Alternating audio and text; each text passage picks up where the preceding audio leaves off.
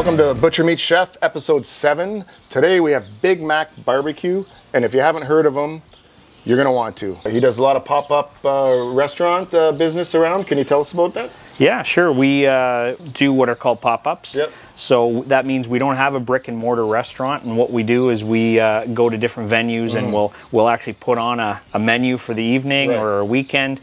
We go to GL Heritage Brewing Company out on Howard Avenue quite often. Usually we're there once or twice a month.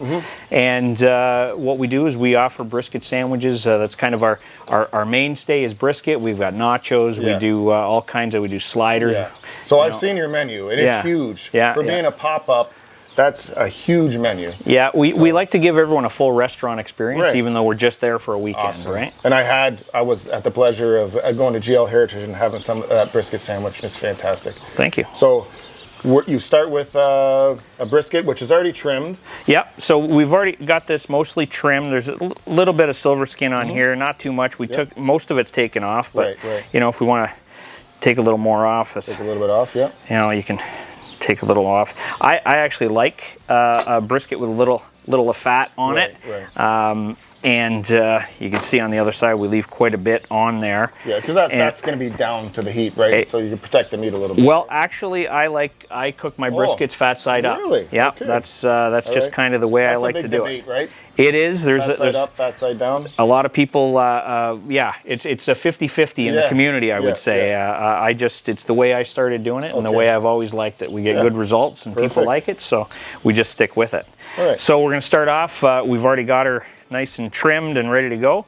This is our rub that we use. So the typical Texas style rub is a 50% salt, 50% pepper. Yeah. We do a little more of a Southwest style, and so, actually, I have Killer Hog's brisket rub here, and it is literally salt and pepper. That's all it is. That's all it is. That's right. So you're doing something different. Yeah. So we do a 50-50 on salt and pepper as a base mix, and then we add we've got cumin in there. We've got some other Southwest flavors, Cajun spices.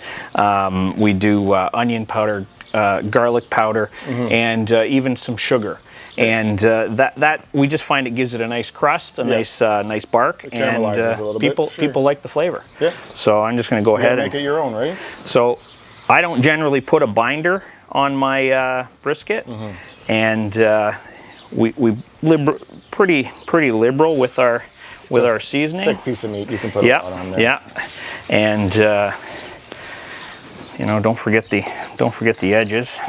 You want to make sure you're seasoned all the way around when you do a brisket. That way your flavor's everywhere. And we're going to flip that over and just going to finish it off on the top. And just rub that in. Yeah, it looks like a lot of seasoning, but in reality it's not. It really isn't. It really isn't. And then a lot of times we'll trim our briskets the night before we're going to cook them. They get trimmed, they get seasoned, we put them in a pan, each one individually, and they sit overnight. So this isn't 100% the way we would normally do it, but obviously in the interest of time we want to show people the process of how we do it, right? So brisket, I think, is the trickiest thing to do in people's minds, but in reality, is it really, or? Well, brisket is an unforgiving piece of meat. There's a lot of deep muscle and fat tissue that runs through a brisket, and you got to render it right. So the right temperature is key. The right temperature is key. You want to be somewhere in the 225 to 250 range. A lot of people will cook hotter. There is such thing called hot and fast. That's another big debate out there. 300 degrees for 6 hours. It doesn't give you that texture. It doesn't. It's not the same kind of tenderness that you want out of a brisket. And but yeah, so we're going to go ahead and pop that over here on your big green egg and get that going. Let's go.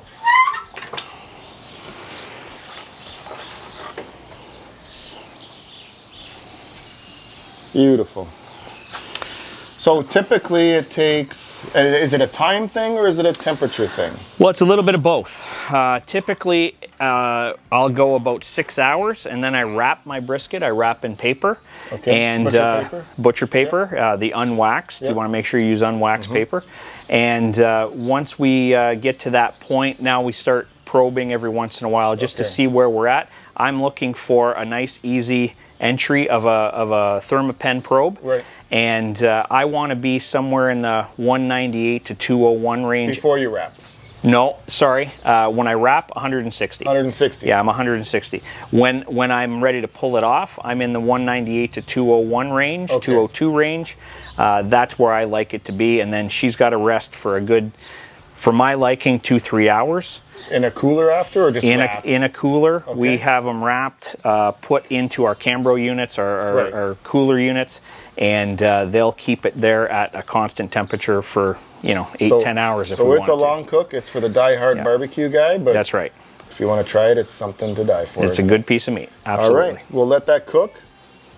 We might go swimming. Who knows? It's going to be a long time. Nice day. And then we'll do some sides. Awesome.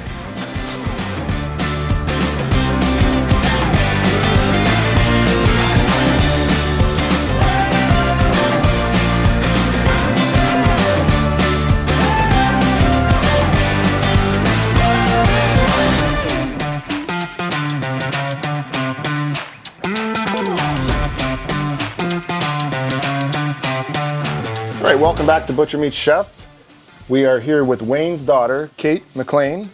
She is the sandwich builder, and I've had that brisket sandwich at GL Heritage, and the biggest thing that really jumped at me was the pickled onions, and you're going to show us how to do that. Yes, Let's they're see what you got. a big favorite for sure. So we are going to start. We have a cup of apple cider vinegar. We're going to mix that with about a cup of water, about a tablespoon of salt, and a little mix of the hot spices to make them spicy pickled onions. That's just crushed chili flakes? Yep, it's a mix of a few different spices. Okay. So your favorite hot spices? Yes, okay, yes. So anybody, whatever you like to do. Yep. And then we're going to put the honey in with it as well. All right.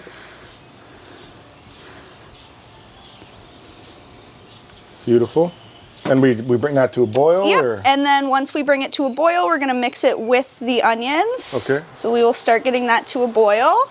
So that amount there does about how many cups of onions? Is that 3 onions or? That's probably 4 big onions. 4 big red onions. Yes. Okay, perfect. So while so that's we'll let going, that. So we'll give that a quick mix. Yep.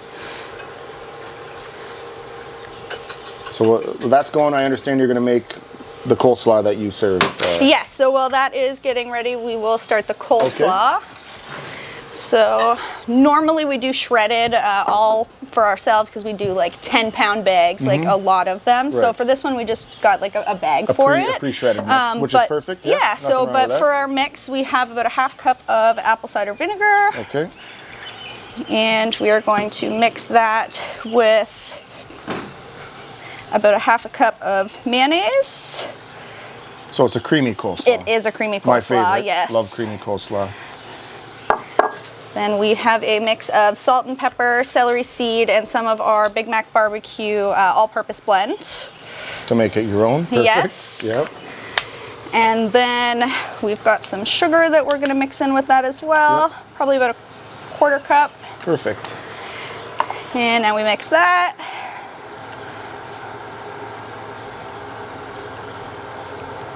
Perfect. So that gets mixed, and that's all that goes in there. And then it just goes right over the coleslaw, and we will mix it up. Does it? Do you leave that marinating for a while, or usually the day before? Right? Yeah. Well, it's really up to preference. We'll usually do it, and then we'll put it in the fridge 15 to 20 minutes if it's like right before, and then so just whenever you want to have it prepared for, you can do that. So we will pour that over our dry slaw mix. And mix it with our tongs. Mix her up. Simple coleslaw, but what's summer without a coleslaw, right? Yes, very simple. Most ingredients you already have. That's right. Perfect. What makes it unique is your blend. Yes. Perfect. So we like to put our own blends into it just to keep it our own. Awesome. Perfect. So then you can just toss that in the fridge till you're ready to have it, and you're good to go. So already that's come to a boil over there. Perfect. Which is pretty quick. That was very quick. Let's give it another quick mix. A little whisk. And then we're just gonna pour it right over our onions. Okay. Now, if I wanted to put that in a jar, could I do that? And how long would it keep in the fridge? You can keep it. It holds for quite a long time. Yep. We jar them and then we use them when we go do events, stuff like that. The longer they sit, the better it is. The better they are. Right, there's more perfect. flavor, more spice. Yep. So once you have it all mixed together, then you put it in whatever you want. You can keep it in a bowl, a jar, as you said. Put it in the fridge overnight, and then just keep it as long as you want to use it.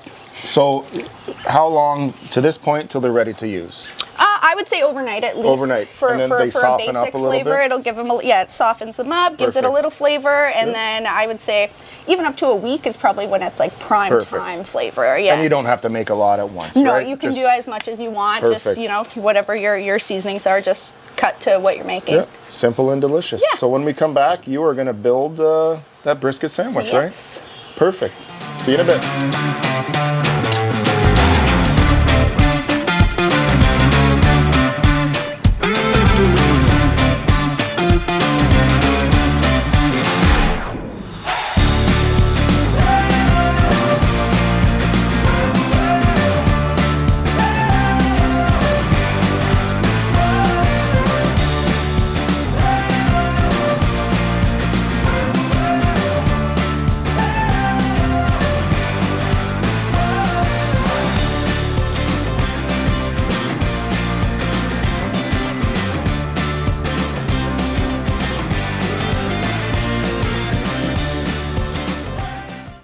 Welcome back to Butcher Meat Chef with Wayne McLean from Big Mac BBQ.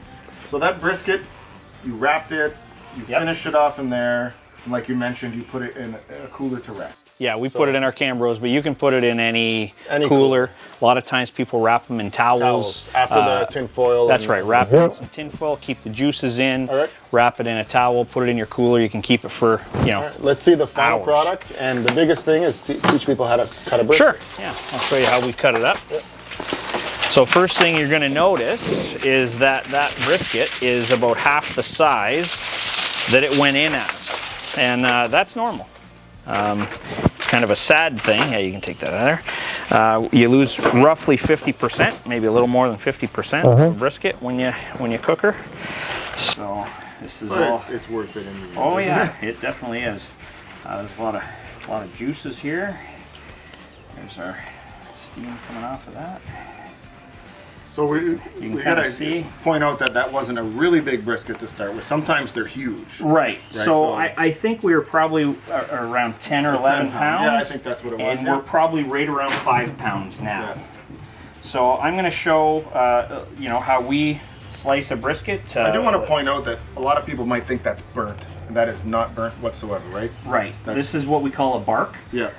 It's all of those things, all those spices we put on there are kind of Southwest blend. Gets very dark and gives you a nice bark. Right. Salt and pepper will do the same thing. Right. If you smoke Add it to right, the smoke, right? That's right. For sure. The smoke clings to it, turns it all black, and that's where you get a lot of your flavor sometimes. All right, so now there's two sides to a brisket. You've got your flat, which is pretty standard. It's down here. It's the flatter part. The leaner end as well. That's right, the leaner end. Yep. And then you've got your point. This is where your heavy fat content is. Right. So we can see that this one's kind of a weird one because our point and our flat cross for quite a ways. Right.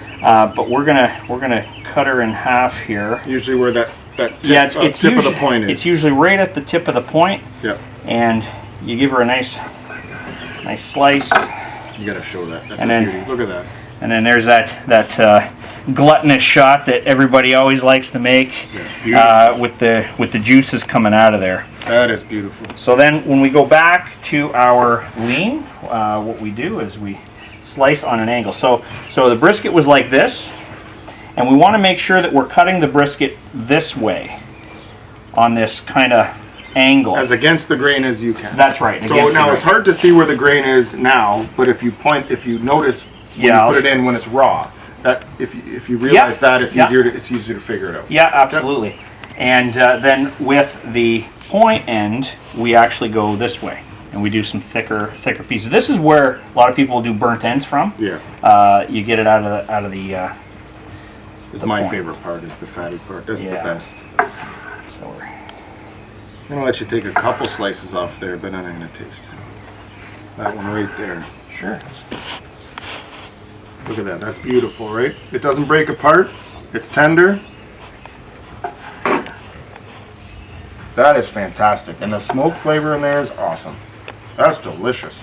That's awesome. Love it. Glad you enjoy it. So we're a few pieces there. I'm going to cut some more here. That's how thick you slice it for sandwiches. Yes, yeah, and usually Kate will show you when she comes back on here to build the sandwiches. She'll put usually a piece or two of the lean, depending on the size, and we make sure that we have some of the real good fatty part on there. Beautiful. Because that just makes a heck of a nice looking sandwich. All right, so we're going to come back, and Kate's going to show us how she makes those delicious sandwiches. Perfect.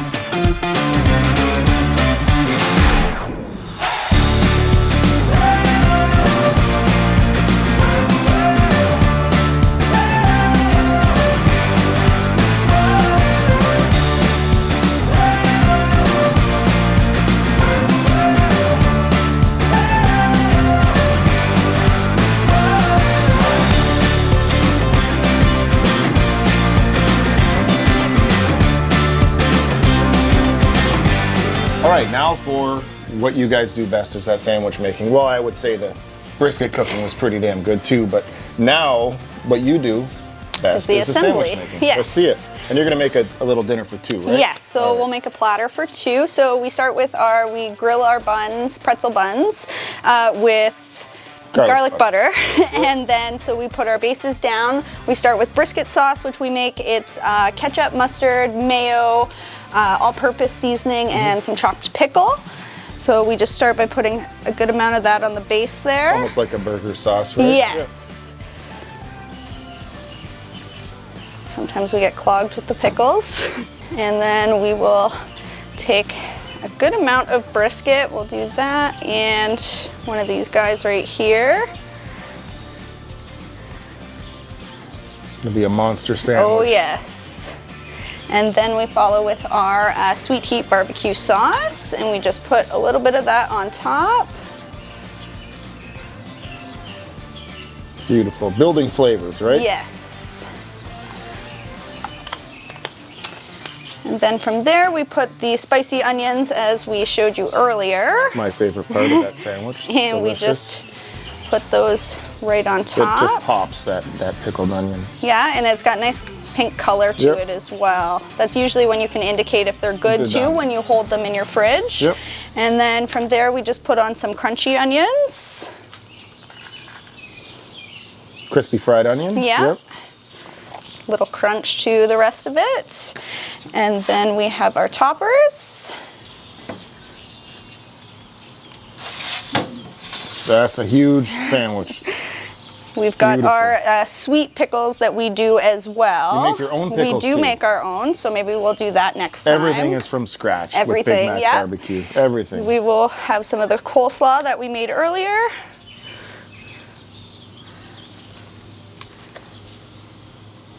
You see how that's all blended up after it sat for a bit? Yes, so it's sits for a little bit and gets its good flavor. Yep. Here we have our homemade cheddar jalapeno cornbread muffins, which are a big hit as well. They're so delicious. we'll put a couple of those on there. And there you have your brisket platter. Perfect dinner for two. That's awesome. Thanks for coming out. Thanks for having us. And you have to try Big Mac BBQ. It's awesome.